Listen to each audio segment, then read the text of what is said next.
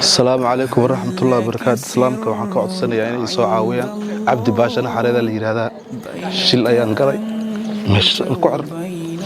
soo caawiye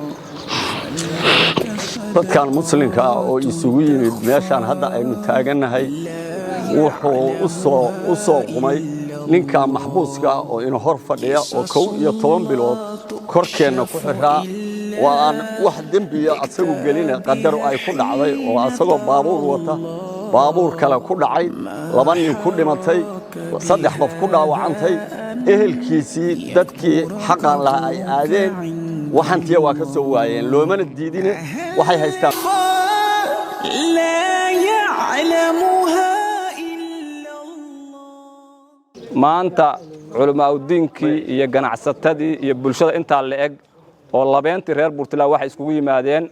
walaalkeen Cabdow Baashane oo shil gaari ku galay degmada Puntland deegaanka Farjanno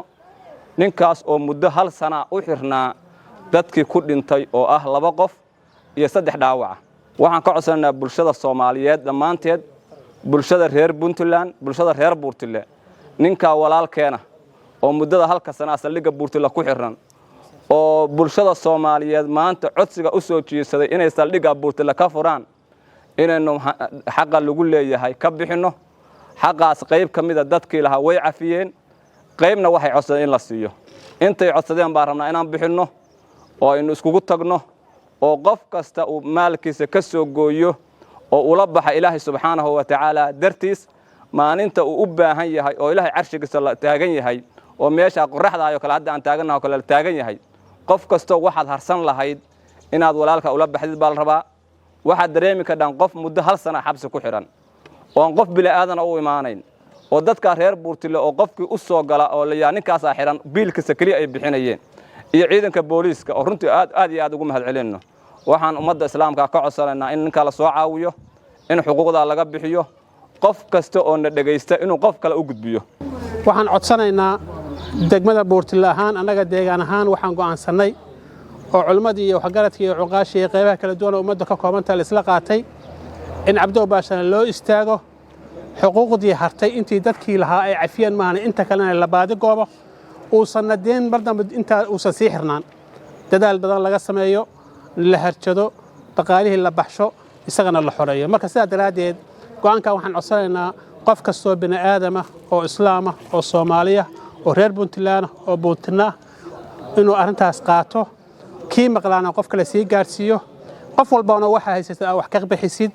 xilligii waliba sakooyinka sanadka waa dhamaad xilligii sakooyinka lagu jiraa culimada sheegay doonto sakooyinku waa nin deemaysan wuxuu galaya soo galaya qofkii deemaysanaa marka waxa loo baahan yahay inaanu kaga qayb galno qofkii xanuun qaba xanuunkan Ilaahay ka qaado qofka caruurta ka xunta caruurta in Ilaahay ugu wanaajiyo qofkii dhibaato kala qaba dhibaato Ilaahay ka qaado qofkii waalidkiisa la baxay in Ilaahay ugu naxariisto qofkii soo hormarsanay in Ilaahay ugu baxay Ilaahay maartay u hormariyo keydkiisa akhar uga dhigo wayna isla ognahay wayna ka dhirigsanay sadaqada qiimaha ay leedahay wax mar nusqaamiso aad iyo aad waxaan u codsanaynaa akoonada waa soo shaashada lagu soo qori doonaa oo aad ka arki doontaan idaacadihii galabta bariba waa la bilaabi doonaa insha Allah taala waa la fariisanayaa waxaan codsanaynaa arinta in loo soo istaago ninkaasi waa ooyayaa waa hadli waayay runtii wuxuuna la ooyayaa dhibka haysta waxaan muslimiinta ka codsanaynaa dhammaan meel kasta ay joogaan dal iyo dibadba reer Puntland haday yihiin reer Cabudwaaq haday yihiin oo deegaanka u ahaa hadii ay dibad la joogo iyo hadii meel kasta la joogo qof kasto islaama oo muxsina oo wax sadaqaysanaya ninkaasi maanta in la xoreeyo oo laga bixiyo xaqaas oo murugada haysata wax qof ku culus waa inagu yar tahay wax $1 bay inoo gaaraysaa ninkaasi in maanta